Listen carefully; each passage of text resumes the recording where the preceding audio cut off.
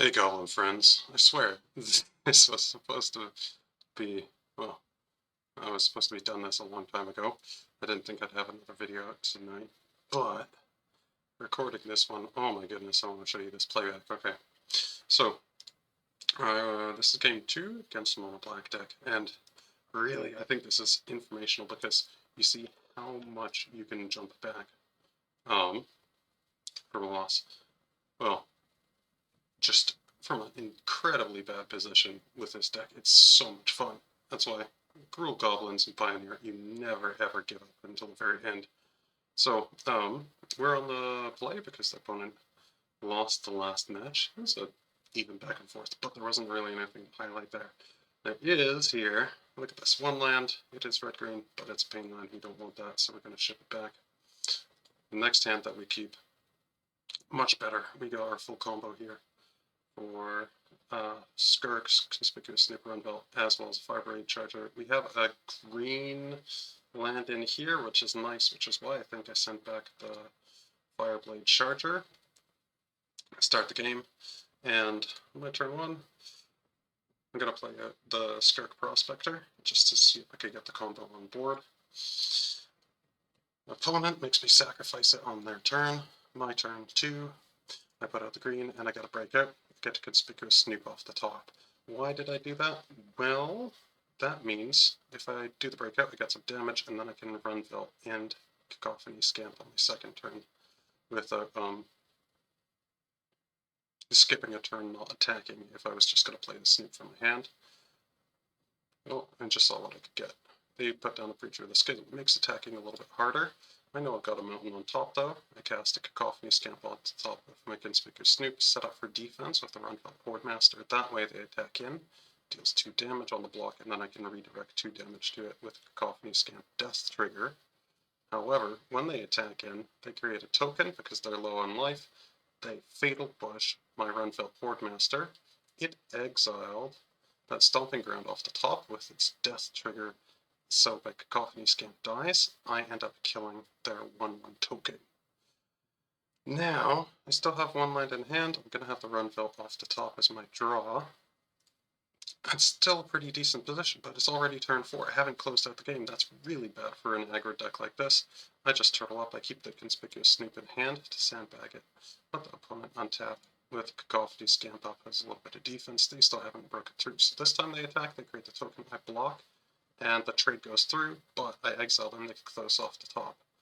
And they think they've wrapped it up because they dropped the Aklizots. It has flying, it has lifelink. This really should just finish the game for me, but because I can play pretty tightly, and they're out of cards in hand, they haven't managed to draw up anything else, I can just beat them on card advantage alone. That's why this deck goes the distance. So, get a land. I'm going to attack in my Den of the Bugbear. It is big enough as a 4/4 that the Aklizots can't block it without trading. They didn't want to do that. It means that, I got a Death Trigger for a Goblin. Takes the breakout off the top. I know that's bad in some senses, but in the other sense, we're digging deeper into the deck. It's card advantage. We want to go deeper. That's where we're going to find our answers. We want to chain into Goblins now. And we are set on mana. So, activating the Den of the Bugbear, they're getting a Death Trigger for Goblin. That's drawing a card.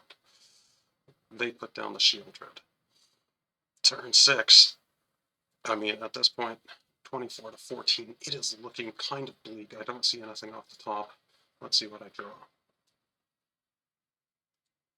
The Shieldred, big enough to block even the pumped Den of the Bugbear. Well, I found a Cacophony Scamp off the top. That's still okay, but it doesn't deal with their lifelink flyer. I take some damage off the Shieldred. Now I'm going to slow things down a little bit. So, I'm going to cast the Cacophony Scamp off the top. I'm going to cast the Legion Loyalist off the top. That gets me stuck. So now I'm going to attack in with the Legion Loyalist, see if they block. If they do, they don't take any damage, but I get a Death Trigger so I can dig deeper. It's essentially using my Legion Loyalist as a cantrip, but I don't have anything to get around it. So, they go for the block. I exile the Copperline Gorge off the top, and I get a Cacophony Scamp, which I can then cast. So I'm posted up. They can't attack in with the Shieldred this turn because I can destroy with the Scamps. They have 2 cards in hand, and they haven't decided to take out my Runville Boardmaster. so I don't think that they're on anything decent-ish removal-wise, so they come in and they attack with the Aquathots. I mean, at this point, 8 to 32, they have a Shieldred's Edict, so I sacrifice one of the Scamps and ping them, because that's all I can do. And it should be game over right now, but no, because I got to skirt Prospector off the top. And this is where things get nutty. Alright. I should only have one turn left, though. How am I going to defeat my opponent who's at 30 health? Well, it wasn't a problem when I was facing down Angels, when they had 75, when the life gain was bigger in the meta. What do? You have your combo, you get a run belt off the top. You just cast your 1-drops off the top. When you don't have a 1-drop, you sacrifice creatures on board so that you can exile cards off the top with your Runfell Portmaster Death triggers. This is the Goblins combo. You can check out my other videos on the subject. And essentially, we're trying to do damage to the dome with our 4 copies of Cacophony Scamp, our 4 copies of Fireblade Charger, which deal damage equal to their power whenever they die to any target. That can get rid of their blockers, get rid of their good creatures, bring their health total low. But against a deck with any amount of life gain, you want to have your Foundry Street Denizens, because these guys get +1/+0 every time a new red creature enters the battlefield. All of our goblins, except for our masked vandals in the sideboard, which are changeling, are going to be red. So we want to pump up those ETBs, and then eventually we need to find a battle cry goblin off the top because they have an activated ability that gives them haste. So let's see if we can do that. We go through and we start sacking our Cacophony Scamps, get exile triggers, casting goblins off the top, casting their goblins in exile. We have 2 Foundry Street Denizens now, so we start eating our Legion Loyalists. We get a Reckless Lackey, start spending our mana, we cast another Legion Loyalist, no more death triggers, are not big enough.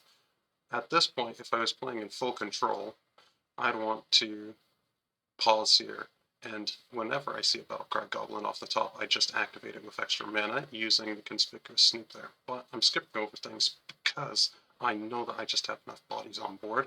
I have the mana, I can cast it out. I'm going to get the pumps up, and eventually, that's what happens. I find another one, I find a Reckless Lackey, I get it up. Look at this. My Foundry Street Denizens, they're 10 and 8, 11 and 9,